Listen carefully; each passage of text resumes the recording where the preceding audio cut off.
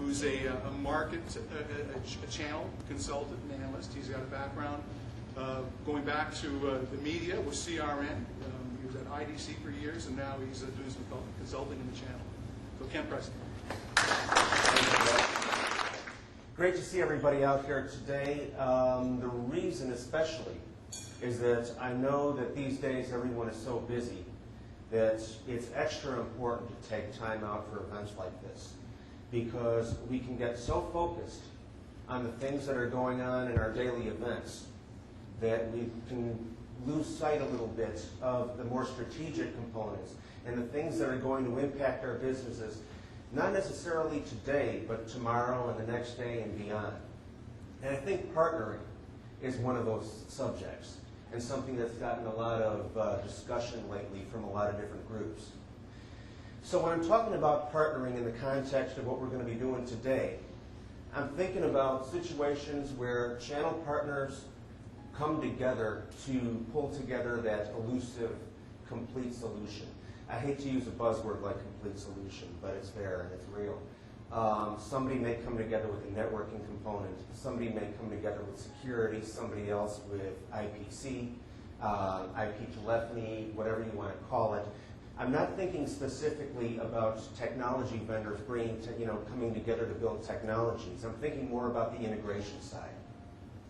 And it's definitely something that's time has come and a lot of people have been discussing, especially these groups that you see here. And I'm not saying that's a complete list by any means, but all of these groups and all of these companies at one time or another have questioned this. They've built programs around this.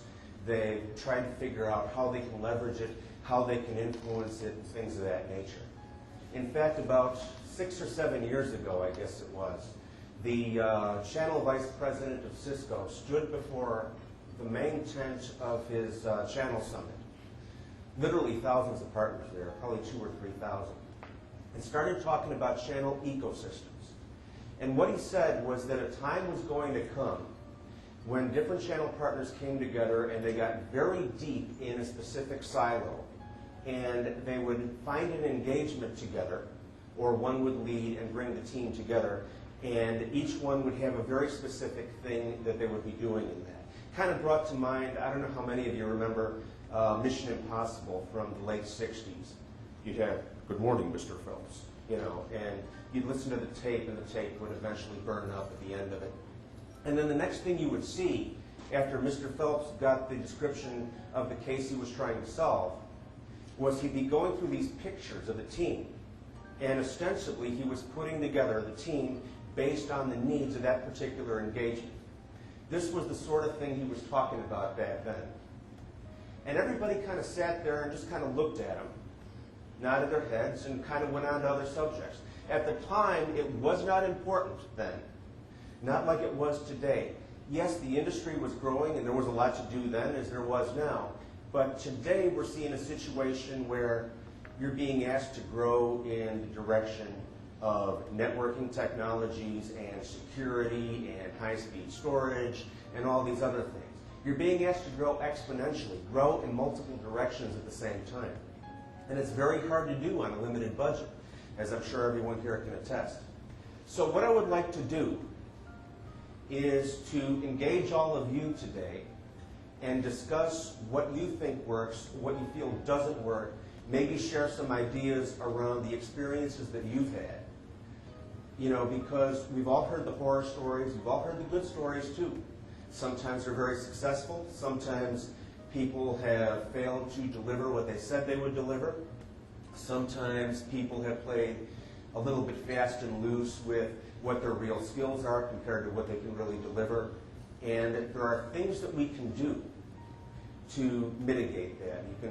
Things that we can find as warning signs in advance, things that we can look at in real time that could be indicative that something is going on that we need to forestall, and other types of, if not absolute solutions, at least indicators and things to build upon. So I'm not here to say that I've got a silver bullet. I'm not here to say that I've got the complete answer to this question. But I think these sorts of answers come from the discussions that we're going to have today. First thing is the concept of friction.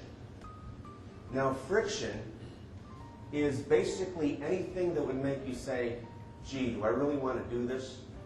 You know, it could be the issue about finding a partner and selecting the right one for your needs. It could be the contractual piece. It could be, you know, internal dissent is there. There could be some people within your company that like this idea and other people that don't. It could be any number of those things, and I'm sure you've got other candidates that could go onto that list as well. So if you take a look at all of those and then apply them to this matrix. So on the y-axis, the vertical axis with the dollar at the top, that's our profitability. Fairly easy to measure. It's a mathematical equation. It basically represents on an engagement level, how much money does this engagement represent to you? The friction on the x-axis, the horizontal axis, that's about all those things that I was talking about on the earlier slide, all of those things that kind of run counter to the concept of doing a partnership. So ideally, you want to be exactly where that dollar sign is, because that represents lots of money and very little friction. Down there by the no sign, that's your biggest headache. You don't want that one at all. Somewhere in that middle are breaking points. And those breaking points will differ by organization, and they will differ by individual for a number of different reasons. So, for example, if you've got as much business as you can handle right now, then your break point is going to be much closer to the dollar sign than it is to the no sign. Because you're already running as fast as you can, so it's going to have to be a pretty profitable thing before you're going to want to, rescope all your priorities. If you're trying to keep the lights on, well, all of us at one time or another know what we're willing to do to keep those lights on. So you'll be willing to tolerate a lot more friction.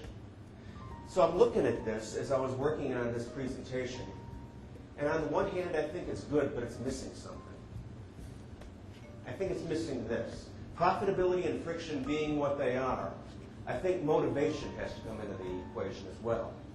Motivation in the sense of, what does this open to me? Okay, I know how much friction I'm looking at.